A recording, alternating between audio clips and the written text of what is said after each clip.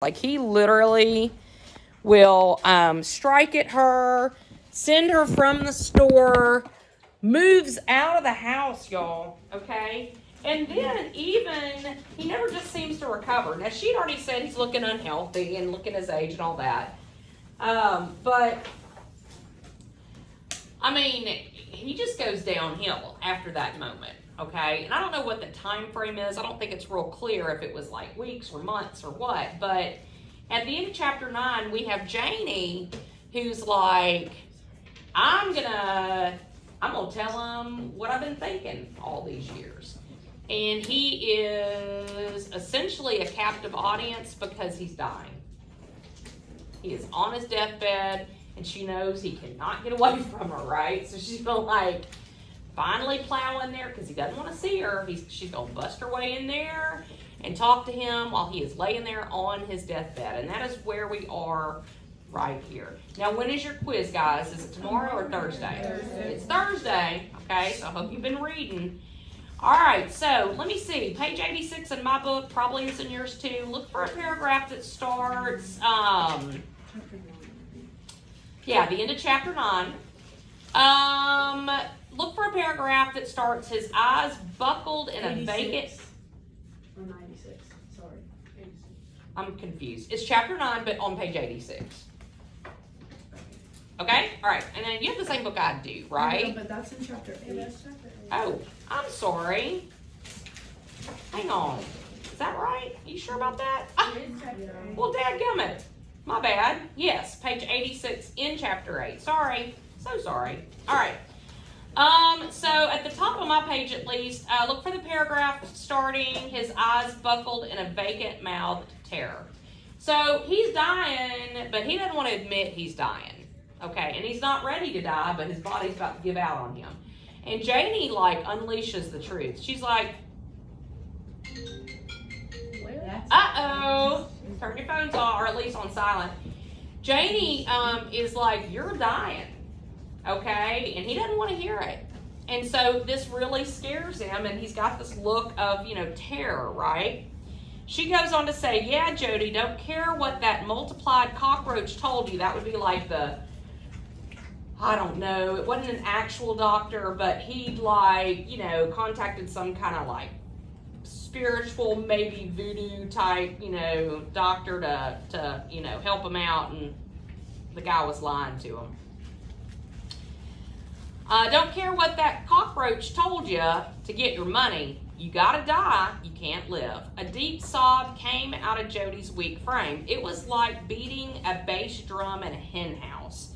Then it rose high like pulling in a trombone. Janie, don't tell me I gotta die. I ain't used to thinking about it. There ain't really no need of you dying, Jody, if you had the doctor, like if you would have contacted someone who really knew what they were doing, right? But it don't do no good bringing that up now. That's just what I wants to say, Jody, but you wouldn't listen. You done lived with me for 20 years, and I think it was more like 16, and you don't know me half at all. And you could have, but you was so busy worshiping the works of your own hands and cuffing folks around in their minds till you didn't see a whole heap of things that you could have. So in other words, you're so busy worshiping what you do and being so impressed with what you do. And then she says something kind of strange. Cuffing the minds. Yeah, cuffing folks around in their minds. Now that's like handcuffing. Except it's not physically handcuffing hands. It's cuffing what? Their minds. So you want control. You want control of what people, not just what they do, but what they think, right? You had to be this big voice, and you didn't listen to anybody. He says, leave here, Janie. Don't come in here. And she says, you probably want to mark this whole paragraph, y'all, because there's a lot about voice here, okay? I know you wasn't going to listen to me. You changes everything, but nothing don't change you. Not even death. But I ain't going out of here, and I ain't going to hush. Nah, you going to listen to me one time before you die. Have your way all your life, trample and mash down, and then die rather than to let yourself hear about it. Listen, Jody, you ain't the Jody I run off down the road with. He's what's left after he died. So basically, you're not the man that I thought I was going to end up living with, right? I run off to keep house with you in a wonderful way. But you wasn't satisfied with me the way I was. No, my own mind had to be squeezed and crowded out to make room for yours in me. Shut up. I wish thunder and lightning would kill you. I know it. And now you got to die to find out that you got to pacify somebody besides yourself if you want any love and sympathy in this world. You ain't tried to pacify nobody but yourself, too busy listening to your own big voice. Now, what do you think it means to pacify someone? Shut them up. Well, we give children, babies, pacifiers, and it's real easy to say to shut them up because, yeah, we do that. But it really is to kind of like soothe them, right? That's why it does shut them up, right? So, in other words, you've never tried to like help or do anything for others. It's always been all about you, okay? So let's see. Gotta find my spot. There it is. He says, all this tearing down talk.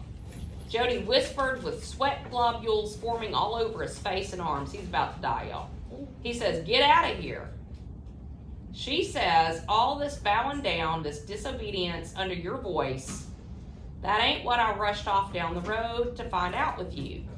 A sound of strife in Jody's throat, but his eyes stared unwillingly into a corner of the room, so Janie knew the futile fight was not with her. The icy sword of the square-toed one had cut off his breath. Now, earlier in this chapter, well, actually just kind of, I think a page or two before, Janie had said something, or the narrator had said something about death kind of lurking to reach out and get Joe, okay? And she mentions death having like square-toed feet or something. I don't know what that's all about, but he's now not really talking to Janie. He's talking to death. It's kind of come over him that he is going to die, right? And he's scared. The icy sword of the square-toed one had cut off his breath and left his hands in a pose of agonizing protest. Janie gave them peace on his breast, then studied his dead face for a long time. Okay, so he dies, right? And she like settles his hands on his chest peacefully, right? And here's what Janie says after Joe dies. This sitting in a ruling chair's been hard on Jody, she muttered out loud. She was full of pity for him the first time in years. Jody'd been hard on her and others, but life had mishandled him too, so she finally has a little bit of sympathy for him, right? Poor Joe. Maybe if she had known some other way to try, she might have made his face different. But what that other way could be, she had no idea. She thought back and forth about what had happened in the making of a voice out of man. Then she thought about herself. Years ago, she had told her girl self to wait for her in the looking glass in the mirror, okay? It had been a long time since she'd remembered. Perhaps she'd better look. So she kind of reminds herself that there was a point where she kind of just submitted, right? And she knew that maybe one day she'd have some freedom again. And she had told her past self, just wait. Just wait. Well, the time has come. Joe's dead. And she does feel kind of bad for Joe, but overall, she's gonna feel relief, okay? Because she's gonna finally be able to live the way she wants to live, right? So she's gonna go, take her hair down and look in the mirror, okay? So let's see, She thought about herself. Years ago, she had told her girl self to wait for her in the looking glass. It had been a long time since she'd remembered she'd better take a look. So she went over to the dresser and looked hard at her skin and features.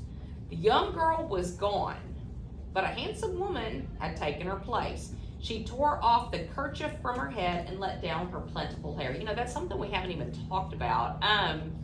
Joe, shortly after they got married, required her to take her beautiful hair that was really long and thick, right, and tie it up.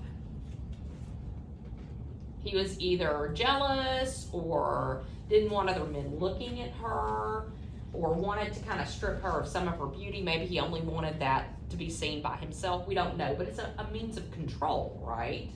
So she takes her hair down and she looks at herself. The weight, the length, the glory was there of her hair, right? She took careful stock of herself, then combed her hair and tied it back up again. Now listen, you want to highlight this.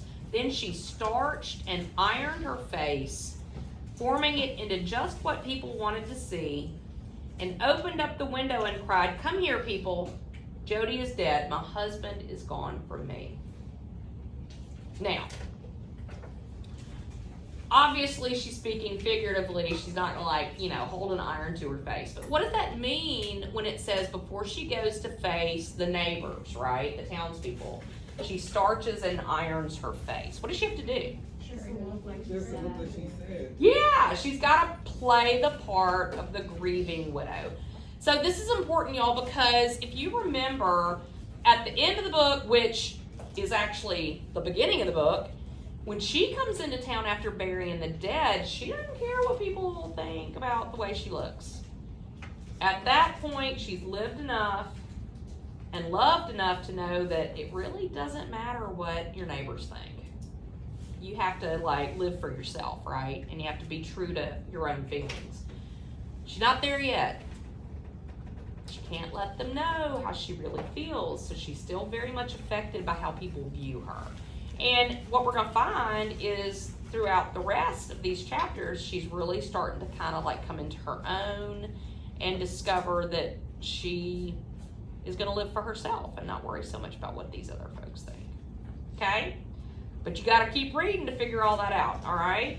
Got it? So I'm gonna leave you with that, and we're gonna change gears a little bit. All right, so yesterday, I gave everybody a number. I hope you remember what the number was, because what we're gonna do